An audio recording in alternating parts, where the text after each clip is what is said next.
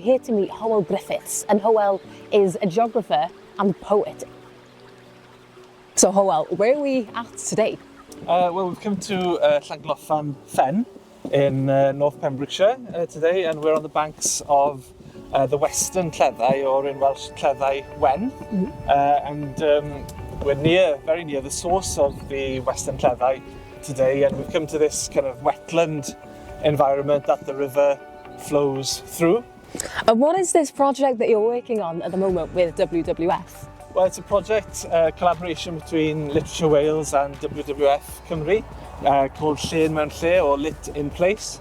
And it's a project which tries to look at how we can address the climate crisis and the nature emergency through literature. So how can we use poetry and other kinds of literature to learn more and take action really in those two big crises that are facing us. So we've come here to the start, to the place where the Afon Cleddau rises at the start of the project, because what happens here has a great impact on what happens downstream on the river, and so I thought it was important to come here at the beginning. When I think of the literary and creative greats of Wales, it always feels like the first thing that comes to my mind and the thing that stands out most to me from their work is that nature is acted like a centre point of it. Do you reckon that there is a particular and an innate connection between humans, nature and their creative output? I think there's certainly a case for that. You can only think of Waldo Williams here in North Pembrokeshire, and the fact that he was inspired in many of his poems by the landscapes of the Preseli, and wrote some of his best poems, in my opinion anyway, inspired by landscape. So that's one way I think that we can look at the climate crisis and the nature emergency, is by looking at how poets and writers in the past have been inspired by everything that we see around us in the environment. So the landscapes that we see around us, the sounds of nature that we hear, whether it's the bird song or the sound of the river. And I think exploring and finding more things out about the landscape together through writing is really powerful.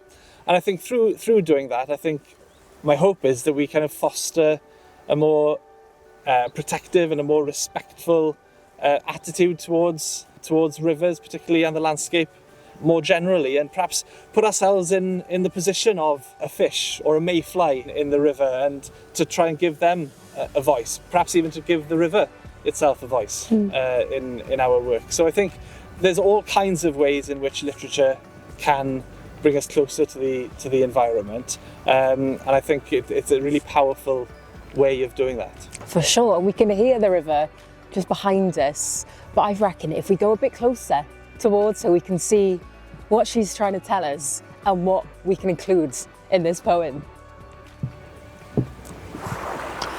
What is it in particular about this area that inspires you to write? Here, I find it's an amazing place. This sort of wetland, fen environment is such an important place in terms of biodiversity, the way the river kind of flows through it. I can imagine it's an important sort of store of carbon, perhaps. And we're also very close to the source of the western Cleddau here, just a few kilometres upstream. So I think the place where something like this starts, the river becomes such an important part of the Pembrokeshire landscape, and this really is where it begins. I think that's really appeals to me about this place as well. And we can enjoy this place. We can come here and walk around the footpaths and really immerse ourselves in the environment and listen to the river. And I think that's a really special thing about this place in particular. And what's special as well is how varied the river is along its stretch and along its journey. So this is the start, but do you reckon along the river's course you'll get more inspiration as you watch it change and flow differently? Yeah, I'm sure it will. That's where I come to this project as a physical geographer who's interested in the nature of the river, physically, the physical landscape and its ecology. And the way rivers change as they flow downstream is something that has always appealed to me in that way. So that variation in terms of going from quite a small river here, a couple of metres across, to the really wide, dramatic landscapes of Milford Haven, and everything in between, I'm sure it will inspire elements of my poetry. And the fact that there's two branches of the river coming together. I think that's a relatively kind of unique thing about the Cleddau, is that you have these two branches, very distinct branches that come together. But also the variation in how we, as people, engage with the river along its length, and the variation of activities that we as people undertake on its banks. That will change as we go down the river, I'm sure.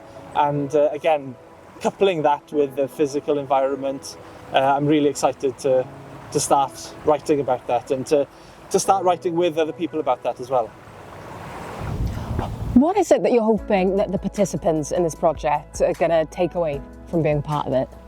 Well, hopefully a variety of things, hopefully, but certainly perhaps a stronger relationship with the river and the landscape, and perhaps a greater understanding perhaps of some of the challenges that the river is facing in terms of the health of the river environment, but hopefully inspiration for their creative writing from understanding more about the river. And I very much kind of hope that it'll be a process of learning for everybody, including myself. Hopefully other participants will know more about the place names of the area, and the history, the social history, the environmental history of this particular area.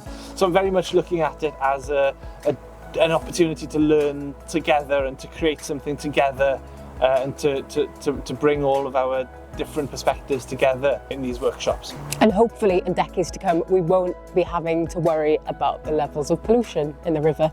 Croeso bysau. Diolch Hywel.